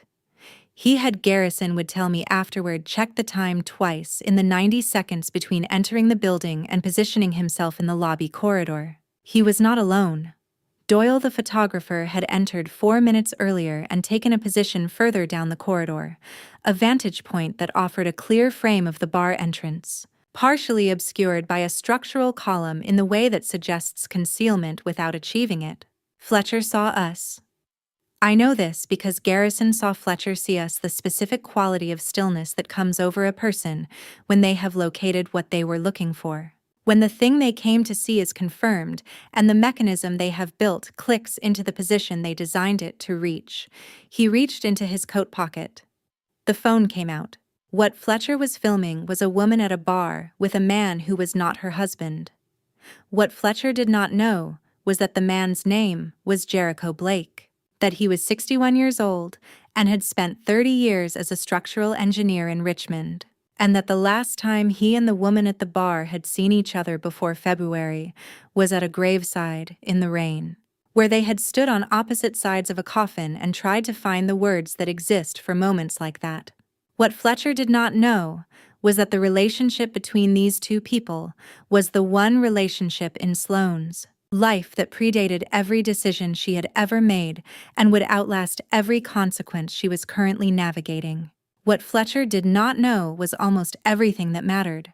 He stood in the lobby corridor of the Watergate Hotel and he held up his phone, and he recorded what he believed was the evidence that would give him leverage over the divorce proceedings, over the asset division, over the woman he had spent 7 years constructing a trap around.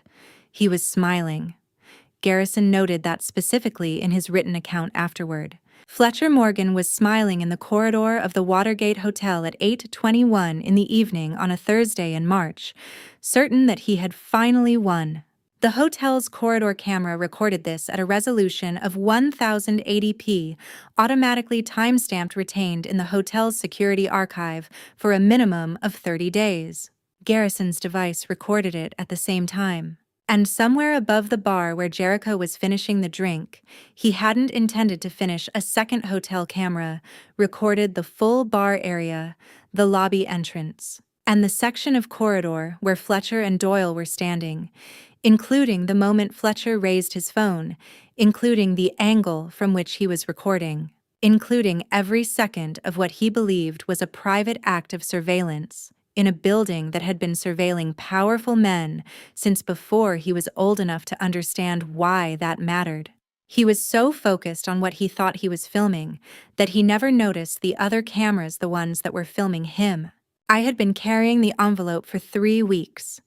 I knew what was inside. I'd read the results 11 times. It was still in my coat pocket when I walked out of the bar and into the corridor where Fletcher was standing. He saw me before I saw him, or he thought he did, which is a different thing entirely. He was holding his phone at his side with the careful casualness of a man trying to look like he wasn't holding evidence, and beside him, a few feet down the corridor, Doyle had already pocketed his camera with the practiced speed of someone who understood the assignment was complete. Fletcher's expression when I came through the bar entrance and our eyes met was the specific expression of a man who believes he has just watched something irreversible happen in his favor. Controlled satisfaction. The face of a person who has been patient for a long time and is finally at the end of a long sequence of careful moves, arriving at the position he designed. I had been watching that expression for 7 years without knowing what it meant. I knew what it meant now. "Sloan," he said. "Fletcher." I stopped a few feet from him. Behind me, the bar continued its Thursday evening. In the restaurant to the left, Garrison had not moved. The corridor camera above the elevator bank was running as it had been running all evening, as it would continue to run for 30 days. "You got what you came for." He allowed himself a small smile. "I think so." "Good," I said. "Then we're done here. Except for one thing." I reached into my coat pocket and took out the envelope. It was a standard white business envelope, unsealed. Now I had opened it 3 weeks earlier and had been carrying it resealed with a strip of tape ever since. In the specific way you carry something you know you're going to need at a moment you haven't yet reached. I held it out to him. He looked at it without taking it. The way people look at things they don't recognize and aren't yet certain they want to. "DNA results," I said. "Paternity test. You'll want to read them." He took the envelope. I should explain before I describe what happened next how those results came to exist. Garrison had been documenting Ravenna Cole's personal life for months as part of the broader investigation, not intrusively, but through the patient accumulation of public records observation. And the kind of source work that a man with 19 years of federal investigation behind him conducts with a thoroughness that most people never need to think about.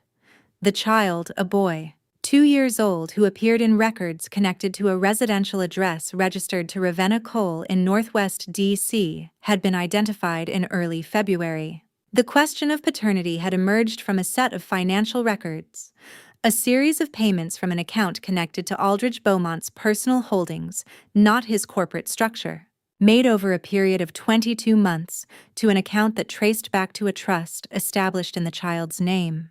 The DNA samples had been obtained legally from discarded items collected in public spaces, including a disposable cup left at a neighborhood cafe Ravenna frequented with the child on weekend mornings. U.S. courts have consistently held that abandoned items carry no reasonable expectation of privacy under the Fourth Amendment, meaning no warrant was required, and the samples were fully admissible as investigative evidence. The results had come back 3 weeks before the Watergate evening. And I want to be precise about something: I did not intend to use them as evidence in any formal proceeding that night. This was not a courtroom. What I was doing in that corridor was not a legal argument. It was something more personal than that, and more deliberate. I was showing Fletcher Morgan what had been done to him, because I believed he deserved to know the full dimensions of what he had built his life around, and because the moment he understood it, the alliance between him and Ravenna Cole would develop a fracture that no amount of strategy could repair. Fletcher unfolded the results. He read them. He read them again. The corridor was quiet in the particular way of hotel corridors at night, the carpet absorbing sound, the lighting designed for discretion. The whole space calibrated for the kind of privacy that turns out in buildings with comprehensive security infrastructure to be largely architectural suggestion. He stood very still. I watched his face move through something that had no clean name, not quite shock, because some part of him had perhaps always known that Ravenna Cole was capable of this. But the specific devastation of having that capability confirmed in writing in a laboratory result attached to a child he had believed was his for 2 years. She told me, he started. I know what she told you, I said. He looked up from the paper. There was something in his face that I had never seen there before in 7 years. Not in our best moments. Not in our worst ones. Genuine loss. The unmanaged kind. How long have you known? 3 weeks. He said nothing for a moment. Then something shifted, the specific shift of a man whose mind even in extremity moves toward strategy, toward the next position, toward the question of what can still be salvaged. This doesn't change, Fletcher. I took out my phone. There's someone who should hear this conversation. I dialed Ravenna Cole's number. She answered on the third ring. It was a Thursday evening. She was likely still at her office. The Beaumont pre-trial preparation was entering its final phase. When she heard my voice, she went very still in the way I had come to recognize as her version of recalibration. Ravenna, I said. I'm standing in the Watergate corridor with Fletcher. He's just read the paternity results. I thought you should both be present for what happens next. The silence on the line had a specific texture. The child's father is Aldridge Beaumont. I said for Fletcher's benefit as much as Ravenna's because I wanted him to hear it stated plainly in a voice that was not his own processing of it. Which means the payments from Aldridge's personal account to the trust in your son's name are not unexplained generosity. They are the financial record of a relationship that existed simultaneously with your representation of Aldridge Beaumont in his divorce proceedings. A relationship that constitutes a conflict of interest so fundamental that it renders every motion you have filed in that case potentially voidable. Every argument you have made potentially compromised and your bar license potentially forfeit. From the phone, nothing. Ravenna. Fletcher's voice had changed entirely. The controlled quality was gone, stripped down to something rawer and older than his usual register. Is it true? It was not a question. The inflection was flat in the way of statements that are dressed as questions only because the speaker cannot yet fully absorb their own certainty. The silence stretched 4 seconds. 5. Then Ravenna said very quietly, Fletcher, don't. Is it true? She didn't answer. Which was in its way the only answer that mattered. Fletcher looked at the paper in his hands. Then he looked at me. And what I saw in his face in that moment was not the man who had stood in a fundraiser room in DuPont Circle 20 years ago and asked me careful, brilliant questions designed to make me feel found. It was not the man who had looked at me instead of the camera on our wedding day. It was something underneath both of those things, older, diminished, and entirely without the resources it had spent years projecting. She played you too, Fletcher, I said. She played everyone. I ended the call. He stood in the corridor of the Watergate Hotel holding a DNA report and a phone that had gone silent, and whatever he had come here believing he was going to walk away with had ceased. In the space of 8 minutes to exist in the form he had imagined it. The carefully constructed empire they'd built together had just developed its first real crack from the inside. The Watergate has a history of recordings that destroyed powerful people. It seemed only fitting to add one more. Hartwell Price's office in Bethesda was lit by 2 desk lamps and the blue-white glow of a laptop screen when I arrived at 7 in the evening. Outside, the early April night had settled over the Maryland suburbs with the particular quiet of a city holding its breath before something it doesn't yet know is coming. Inside, Garrison was already there, seated at the side of the desk with a coffee cup and the focused stillness of a man who has completed the work and is waiting for the conversation that follows it. Hartwell stood when I came in, which he always did, and gestured toward the chair across from the screen without preamble. We pulled the footage through a subpoena duces tecum filed with the hotel's legal counsel 10 days ago, he said, taking his seat. Subpoena duces tecum is the formal legal instrument requiring a third party, in this case the Watergate Hotel, to produce specific documentary evidence for use in legal proceedings. The hotel's security contractor complied within 48 hours. Chain of custody documentation was completed the same day. Everything in what you're about to see is fully admissible. He turned the laptop to face me. Garrison reached over and pressed play. The footage was timestamp coded and high resolution, the particular clarity of modern hotel security systems, which are not the grainy surveillance cameras of a previous era, but sophisticated networked infrastructure designed to protect properties whose guests include senators, foreign dignitaries, and people who pay for discretion and receive instead documentation. The timestamp read 17 days before the Watergate operation, a Thursday evening in late February. The same week, Fletcher had sat in my Georgetown living room and told me he had loved me. They were in the hotel bar. Not the same bar where Jericho and I had sat 3 weeks later, a smaller lounge off the main corridor. The kind of space that a regular guest might know about, and a casual visitor would not. 3 people at a corner table, Fletcher Morgan, Ravenna Cole, and Marcus Webb. The camera angle was oblique, but sufficient. Garrison had subtitled the audio which the hotel's directional microphone system had captured with enough clarity to be transcribed. I watched them talk for 22 minutes.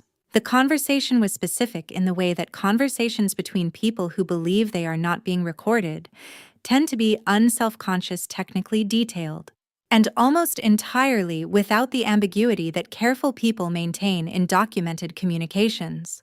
Fletcher spoke about the timeline for the Watergate operation, the photographer, the positioning, the specific framing he intended to capture. Ravenna spoke about the Beaumont trial schedule, about which motions she intended to file and when, about the asset discovery arguments she planned to use to counter the evidence Hartwell and I had been assembling. Marcus spoke very little, but when he did, it was with the specific precision of someone reporting on intelligence, rather than participating in a strategy session. Updates about files accessed, about documents he had observed in the Mercer office, about the preparation he had seen underway. And then, toward the end of the recording, Ravenna said something that made the room quiet in a different way. "The child is leverage," she said. Not with coldness exactly, more with the flat assessment of someone categorizing an asset. If Fletcher's paternity is challenged before the Beaumont judgment, the payments from Aldridge's personal account become discoverable. We need the judgment first. Then the question of the child becomes a private matter. Fletcher said, "And if Sloan finds out before—" "She won't," Ravenna said. "Not before we need her to." I watched this on a laptop screen in a Bethesda office at 7 in the evening, the night before the trial. And what I felt was not the grief of Task 8, and not the clarity of Task 11, and not the cold strategic satisfaction of the Watergate corridor. What I felt was something quieter and more complete than any of those things, the particular feeling of a long question finally answered, of a shape you have been tracing in the dark for months, finally becoming visible in full light. Hartwell paused the footage. "Criminal conspiracy under 18 U.S.C. Section 371, he said. "The statute requires an agreement between 2 or more persons to commit a federal offense, plus at least one overt act in furtherance of that agreement. What we have on this recording is not circumstantial.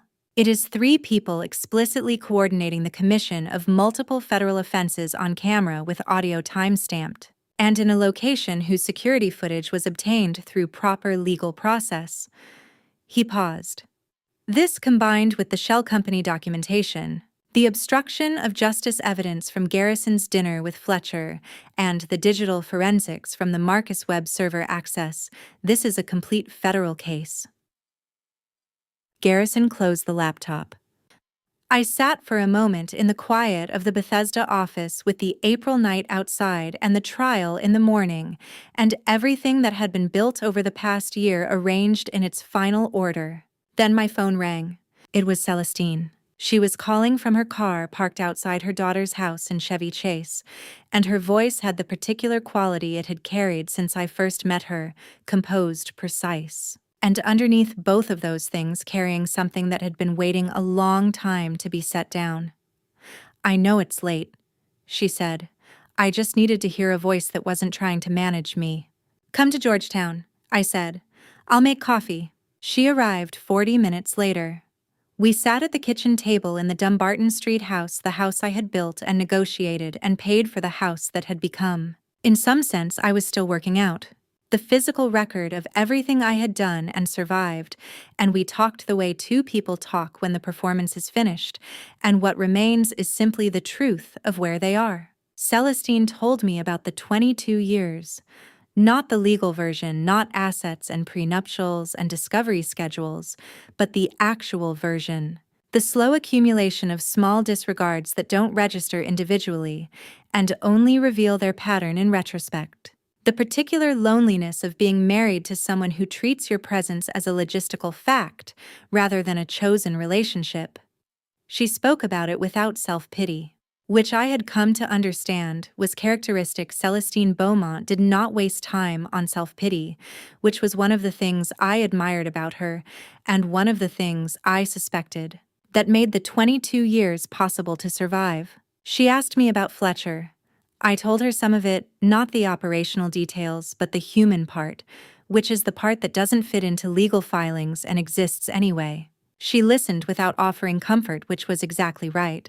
At some point she said something that I filed without fully understanding, yet something about the Beaumont case that went slightly sideways from the divorce itself. A reference to institutional structures and the patience required to dismantle them, framed with a precision that suggested familiarity with legal architecture from a perspective I hadn't quite located. I noted it and let it sit. There would be time, after tomorrow, to understand everything that Celestine Beaumont was. She left at midnight. I washed the coffee cups and turned off the kitchen light and stood in the dark hallway of the house for a moment. In the particular quiet of the night, before something that changes the shape of the days that follow it. Tomorrow everything ends, or everything begins. I was never quite sure which. The Georgetown file. Every house of cards has a foundation card. Pull it and everything above it falls. The Georgetown file was theirs. Hartwell arrived at 8:15 with his leather briefcase and a coffee he handed me without asking. We took 2 chairs at the far end of the corridor outside courtroom 7, away from the elevator bank, away from the other attorneys doing the same preparatory quiet that everyone does before something they've been building toward for a long time. "Walk me through the order one more time," I said. He did. The shell company documentation first establishing the financial architecture of what Fletcher and Ravenna had built and the federal dimensions it had crossed. Garrison's recorded dinner with Fletcher second, the obstruction of justice evidence time-stamped and transcribed. The digital forensics from Marcus Webb's server access third, the documented chain of unauthorized disclosures with Delia Morse available as technical witness. The Watergate Hotel security footage fourth, the criminal conspiracy recording the 3 of them at the corner table, Ravenna's voice saying what she'd said. And last, Hartwell said, "The Georgetown file." He nodded. It was the right order, not because Georgetown was the most legally significant piece of evidence, but because it changed the category of what the court was looking at. Everything before it was evidence of what Ravenna Cole had done in this case. The Georgetown file was evidence of what Ravenna Cole was from the age of 19. In every room she had ever entered with the intention of taking something that wasn't hers. That distinction matters. In D.C. bar disciplinary proceedings, which Hartwell had already filed the previous afternoon, running parallel to this morning's trial, the standard for disbarment is not a single act of misconduct. It is a pattern. A single conflict of interest can be met with suspension. A conspiracy to obstruct federal proceedings adds significant weight. But add to both a 16-year-old record of a 19-year-old orchestrating academic fraud, building a non-disclosure agreement to erase her own tracks, exploiting institutional vulnerabilities with a sophistication that had not diminished since, and you are no longer describing a lawyer who made grave errors in judgment. You are describing a pattern that predates the bar license, predates the law degree, predates everything the license is supposed to certify.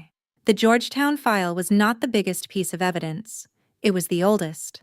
And in disciplinary proceedings, the oldest evidence is often the most conclusive. It establishes not a deviation from character, but the expression of it. I looked at Hartwell's briefcase. Inside, it was the folder Garrison had compiled sealed institutional records obtained through his federal contacts. 16 years of existence in a file that this morning would become part of a D.C. Superior Court record, a public document, one that cannot be resealed at anyone's request. That will exist as long as the court's archive exists. I had been carrying that folder since the morning Garrison placed it on his desk in Alexandria and said the words that started all of this. Ms. Mercer, this goes deeper than you think. He had been right. At 8:45, the courtroom doors opened. We walked through together past the east-facing windows where the April light was doing its particular gold thing, past the water fountain making its small unnecessary noise, and into courtroom 7. Ravenna Cole was already at the opposing counsel table, 35 years old.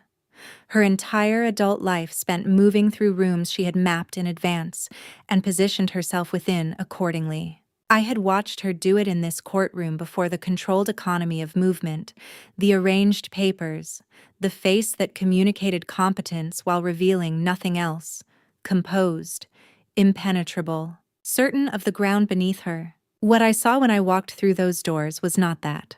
She looked up when I entered involuntarily, the way a person's eyes move before the decision to move them is made.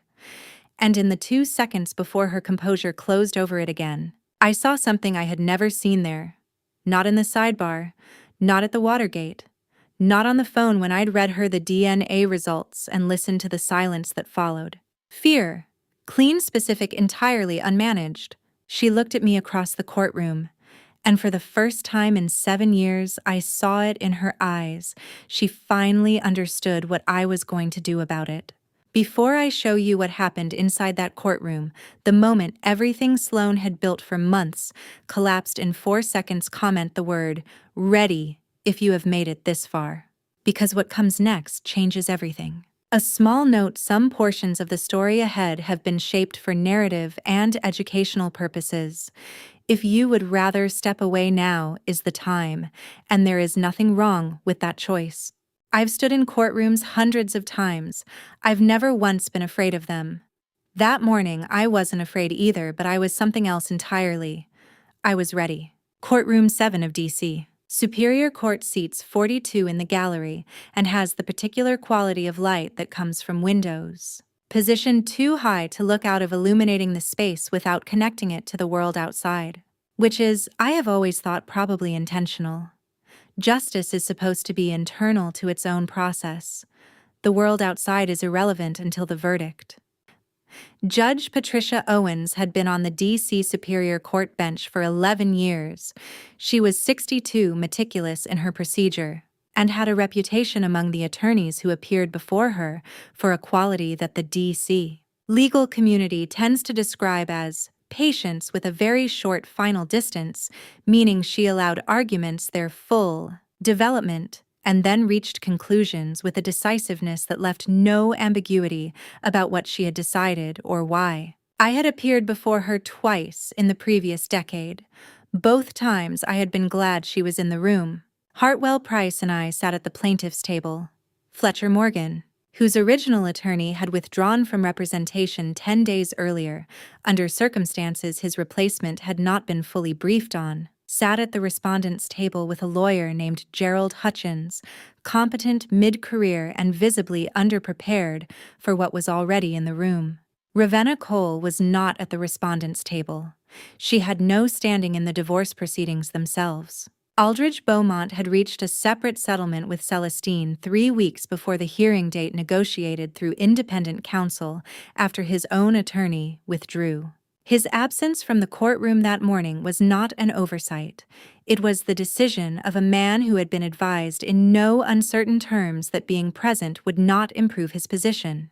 Ravenna was in the gallery in the first row, in the specific position of someone who has arranged themselves to look like they are observing when they are actually managing. She had a laptop open on her knees. The morning began with procedural matters, the kind of preliminary establishing that trial mornings always require, and that experienced attorneys move through with the practiced efficiency of people who understand that this part is not the substance but the frame. When Hartwell rose to present the plaintiff's case, the courtroom had the quality of attention that arrives when the people in a room understand, without being told, that what is about to happen is not routine. He began with the financial architecture. The Delaware Shell Company documentation came in first, Meridian Corridor LLC, its registration, its beneficial ownership structure, the pattern of incoming transfers from accounts connected to Aldridge Beaumont's personal holdings, and their movement through the LLC into accounts connected to Fletcher Morgan's consulting practice. Hartwell presented this methodically, with Garrison's investigative reports as supporting documentation and the expert analysis Hartwell had commissioned from a forensic accountant as technical foundation. Judge Owens asked 3 questions. She wrote something on her notepad after the third. The obstruction of justice evidence came second. Garrison's recorded dinner with Fletcher, the offer of $200,000 through a consulting agreement structure, the explicit request that Garrison cease investigation and make himself unavailable as a witness. The recording was played in full. The transcript was distributed. Fletcher's replacement counsel objected on authentication grounds. Hartwell had anticipated this and had Garrison present to establish foundation. The objection was overruled. The digital forensics came third. The server access logs from Mercer and Associates showing Marcus Webb's pattern of unauthorized access to privileged case files, the frequency, the specific documents access, the timestamps placing the access consistently in evening hours when the office was empty. At this point, Hartwell requested that Marcus Webb be called as a witness. I should explain what had made this possible because it requires context. When Hartwell had filed the documentation of the federal offenses with the appropriate U.S. Attorney's Office 3 weeks earlier, a parallel federal investigation had been opened. Marcus Webb had been contacted by federal investigators within 72 hours. He had retained a criminal defense attorney and within a week had entered into a cooperation agreement agreeing to provide truthful testimony in civil and criminal proceedings in exchange for consideration in the federal charges he faced. This is a standard mechanism in federal conspiracy cases. The person with the least exposure and the most to offer becomes the witness that documents everyone else's exposure. Marcus Webb had been the weakest link in the chain by design. He had known enough to be useful, and not enough to protect himself when the chain broke. He took the stand looking exactly like what he was, a 31-year-old man who had made decisions he could not unmake, and was now navigating the consequences with the specific, careful compliance of someone who understands for the first time the full weight of the legal system he had been operating against. He confirmed the access logs. He confirmed the method of transmission to Ravenna Cole. He confirmed the instructions he had received, and from whom. He answered Hartwell's questions in the flat, careful register of prepared testimony, and when Hutchins attempted cross-examination, Marcus's answers did not change because cooperative witnesses who have been properly prepared do not change their answers under cross-examination when their answers are the truth. From the gallery, Ravenna had gone very still. The Watergate Hotel security footage came forth. Hartwell had the court's AV system display the recording 22 minutes of a corner table in a hotel bar time-stamped. The 3 of them visible and audible, the conversation proceeding with the unself-conscious specificity of people who believed they were not being recorded. Judge Owens watched, without expression. Hutchins objected twice. Both objections were overruled.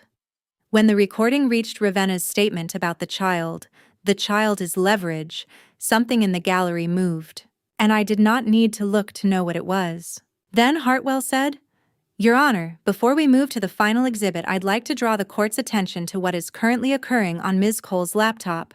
The courtroom went quiet in a different way. Delia Morse had been connected to the monitoring server since 8 that morning from a secure location in Arlington, not because we had planned for this exact moment, but because Hartwell was the kind of attorney who prepared for contingencies he couldn't fully predict.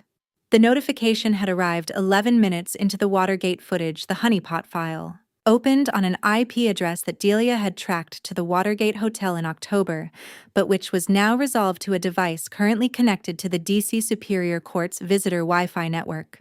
Ravenna had opened the file on her laptop in the gallery, presumably to locate information she intended to use in rebuttal, and the tracking beacon, which had been active since Delia embedded it in November, had recorded it in real time. Hartwell submitted Delia's real-time monitoring report as a supplemental exhibit.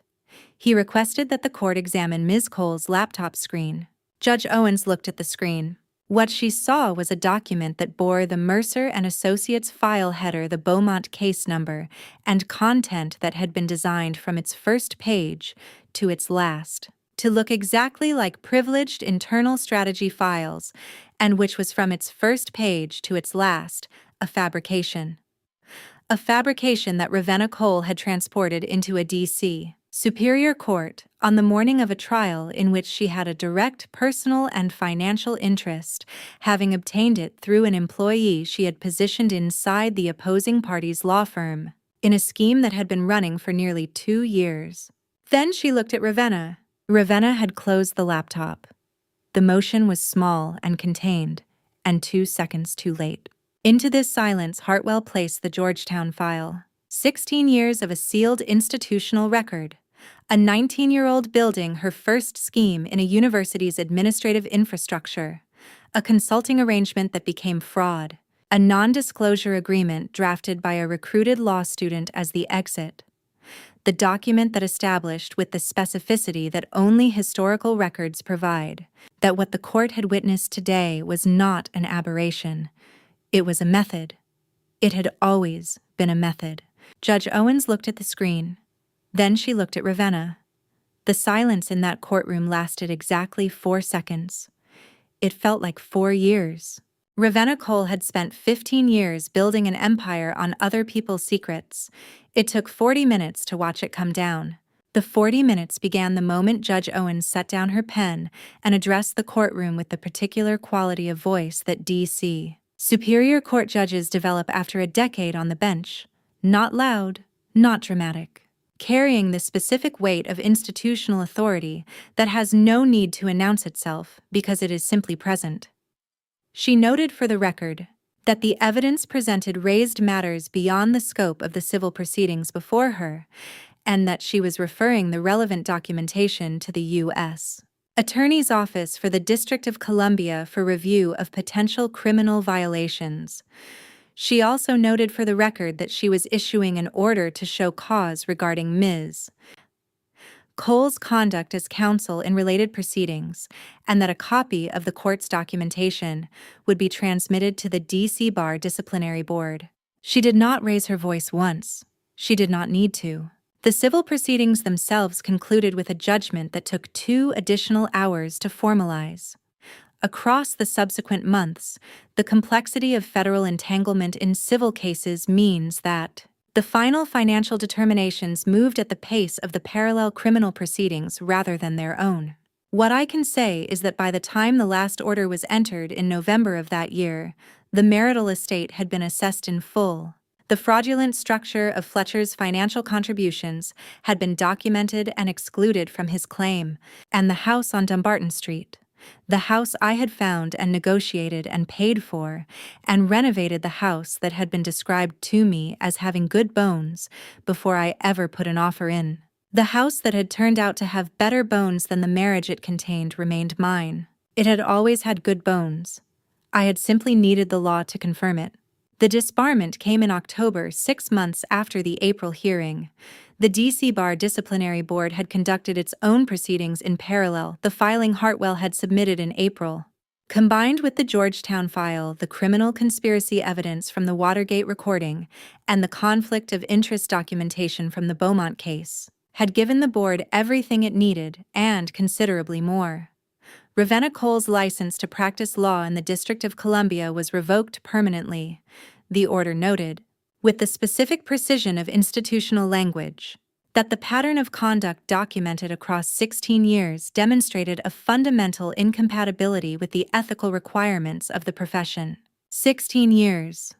She had been 19 when it started. She had been given every advantage that talent and ambition could construct, and she had used all of it to build something that could only stand as long as no one looked at the foundation. The federal criminal charges wire fraud, money laundering, obstruction of justice, and conspiracy to commit all three were filed by the U.S. Attorney's Office in September. They named Ravenna Cole and Fletcher Morgan. Marcus Webb, whose cooperation agreement had been finalized in April, was named as a cooperating witness. His own charges, reduced substantially in exchange for his testimony, resulted in 2 years of probation and a requirement to make restitution to the clients of Mercer and Associates, whose privileged information he had disclosed. It was not nothing. It was not everything it could have been. It was what the system produced. And the system, as my father used to say, is imperfect, in the way that all human-made things are imperfect. But it moves. When it moves in a direction that matters. Meridian Corridor LLC was seized by federal authorities as part of the asset forfeiture process that accompanies money laundering convictions. The $340,000 insurance cash value, frozen by the asset preservation order Hartwell had filed the previous January, was absorbed into the federal forfeiture proceeding. The accounts connected to Fletcher's consulting practice were similarly frozen and then liquidated. The consulting practice itself, which had never produced anything of independent value, ceased to exist without the financial infrastructure that had sustained it. Fletcher Morgan had entered this marriage with his talent for occupying other people's spaces and his genius for appearing comfortable in rooms he hadn't built. He was leaving it with federal criminal charges, a bankruptcy filing, and the specific kind of public exposure that makes the talent for social navigation considerably less useful. The thing he had spent 6 years building around me had turned in the end against him, not because I had arranged it that way, but because the structure of it had never been sound. You cannot build something lasting on a false foundation. You can only build something that looks lasting until someone examines the foundation.